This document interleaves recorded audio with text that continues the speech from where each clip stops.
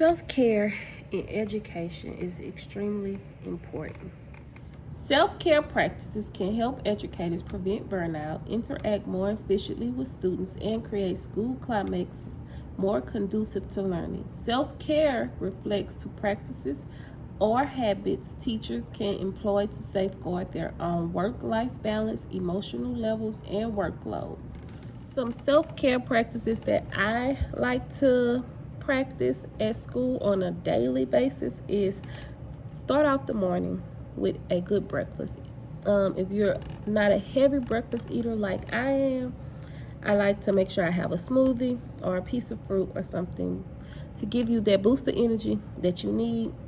If you need a cup of coffee or tea, I like tea, make sure you get something in the morning that's going to give you energy and, clear your head. Make sure that you get out of your classrooms, step outside and take in a breath of fresh air, let the sun hit you, and just stand in that moment, get outside of that classroom that you stand in and teach kids all day.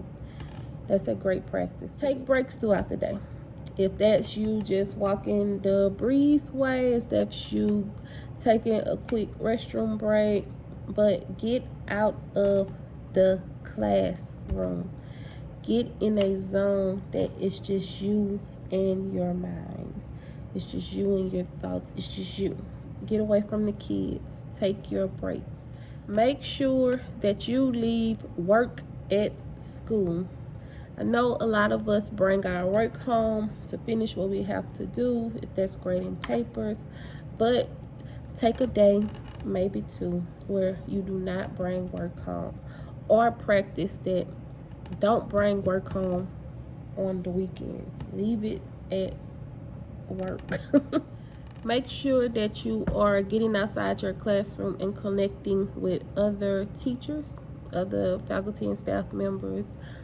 Sometimes just being able to talk to somebody that's not the students helps, talking to people that is on your level. So get out and connect with your fellow employees. Leave yourself notes and words of encouragement all over your classroom. If it's something that's on your keyboard, if it's something that's on your board that you can sometimes just take a break and look at it, read it to yourself, read it out loud to your students. That might give you, a boost of encouragement, uplift you a little. When you have a little free time during your planning period, get up and stretch. Do a little physical activity in your classroom. It's nothing wrong. Nobody is there to see you. If you like me, I have a little step master that I like to get on for 10-15 minutes throughout the day. That's how I get my steps in and a little workout at the same time. And it releases some energy that you make sure that you pack your lunch daily. But when you pack your lunch, make sure you also pack you a few snacks, healthy snacks. Pack you some healthy snacks that you can kind of snack on throughout the day when you need it, because eating a piece of orange gives you a lot of boost of energy throughout the day. Also remember, it is nothing wrong with staying in your classroom during your planning period just to self-reflect, to take a deep breath. It is great to mingle with coworkers and employees, but if you need a break, take your break, take your time. It's also okay to say, hey, I'm going to sit in my car for a few minutes when you have the available time during planning period. If you need that break, remember, your self-care, your inner peace is what's needed for you to make sure that you're able to guide these students correctly and efficiently throughout the day. If your principal allows it, play soft music throughout the class period when your kids have downtime where they're working silently. If your principal allow it, but first make sure you get it approved by your principal. I am someone that plays my soft music throughout the day. Like during bell ringer time, during closeout time, exit ticket time. It helps the students, but it also helps you to clear your mind from anything that might be going on through it. And if possible, let's leave home life at home.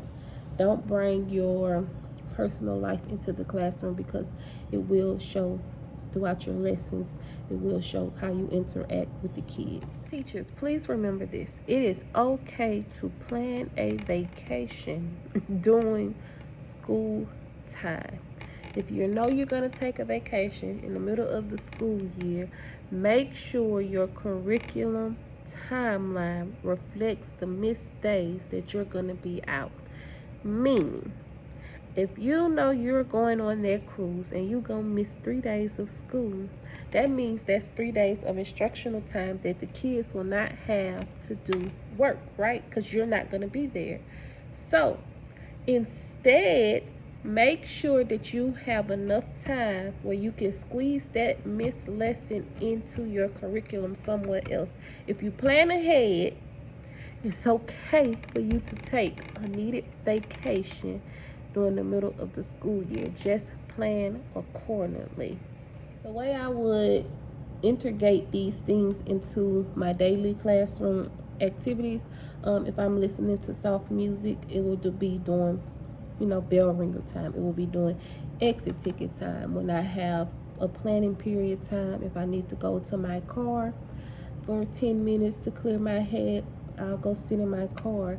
If I want to mingle with other staff members during my planning period, that's when I'll take that time to do that. If I'm doing a physical activity, to release some stress, again, that will be during my planning period. Or if I just need a break throughout the day, you'll call a dean or somebody to just ask them, hey, can I run to the restroom, or can I get a 5? It is okay to seek help from other fellow employees, teachers, dean, administrators when you need it.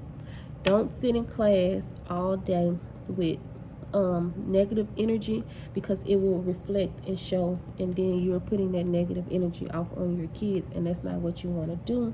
You want to try to keep your classroom as peaceful and as calm as possible, so you can make sure that the classroom is being productive and getting the lesson that it's at hand for the day.